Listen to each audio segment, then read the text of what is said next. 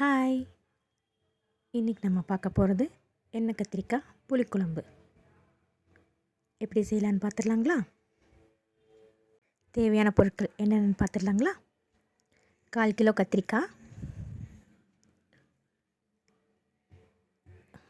100 gram சின்ன வெங்காயம், 3 பல் பூண்டு, 1 ஸ்பூன் மிளகாய்த்தூள், 2 ஸ்பூன் மல்லித்தூள், ஒரு கொத்து கருவேப்பிலை. கத்திரிக்காவை 4 கட் பண்ணி வச்சுக்கோங்க. இந்த மாதிரி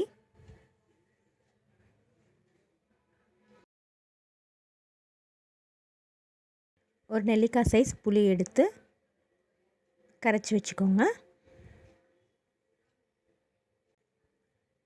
தாளிப்புக்கு கடலெண்ணெய், தக்காளி, வரமிளகாய், சின்ன வெங்காயம், உப்பு.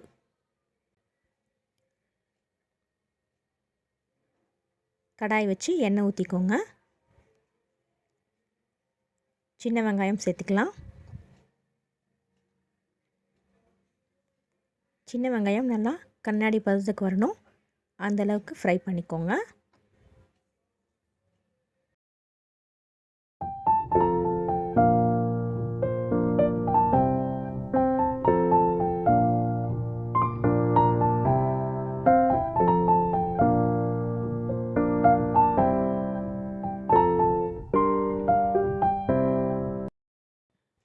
மூணு பல் பூண்டு,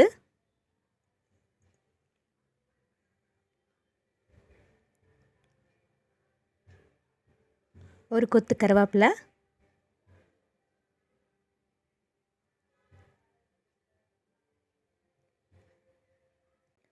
ஒரு ஸ்பூன் மிளகாய்த்தூள், 2 ஸ்பூன் மல்லித்தூள்,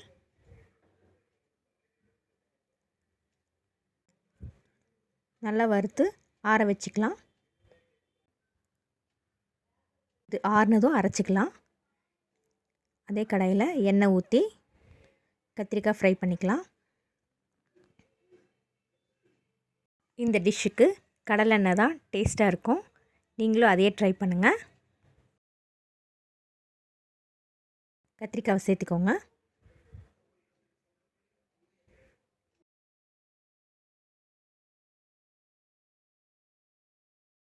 கத்திரிக்காய் நல்லா சாஃப்டாக வேகணும், அது வரைக்கும் ஃப்ரை பண்ணிக்கோங்க.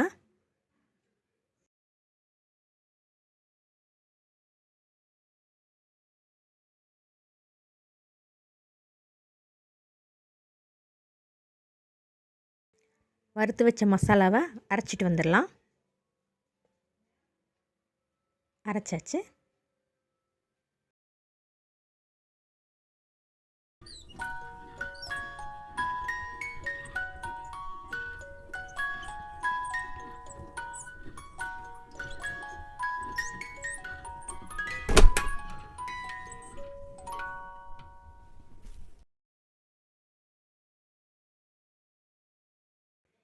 கத்திரிக்காய் நல்லா சாஃப்டாக வெந்துருச்சு.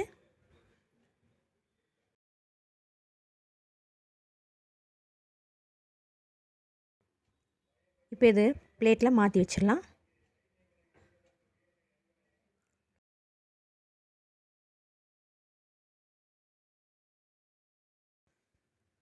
அதே எண்ணெயில் கடுகு சேர்த்திக்கலாம்.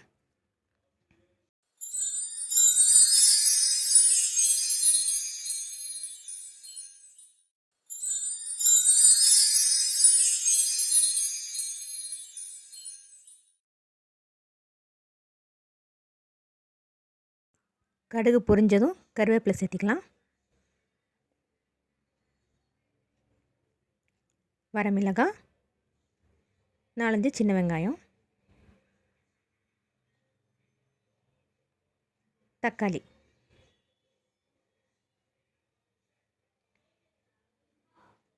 எல்லாத்தையும் சேர்த்து நல்லா ஃப்ரை பண்ணிக்கோங்க. இப்போ அரைச்சி வச்ச மசாலாவை இதில் ஊற்றிக்கலாம். இது கூட தேவையான அளவு தண்ணி ஊற்றிக்கோங்க.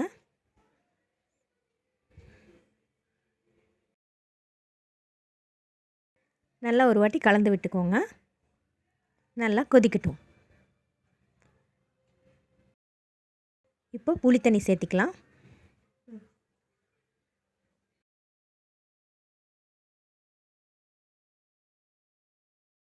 இந்த ஸ்டேஜில் உப்பு சேர்த்திக்கலாம்.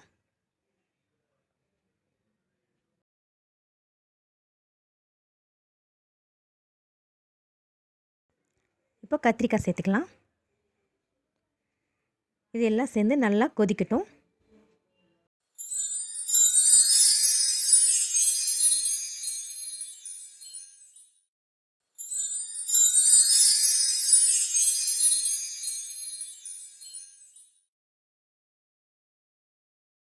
அவ்வளோதான், நம்மளோட எண்ணெய் கத்திரிக்காய் புளிக்குழம்பு ரெடியாக இருக்குது.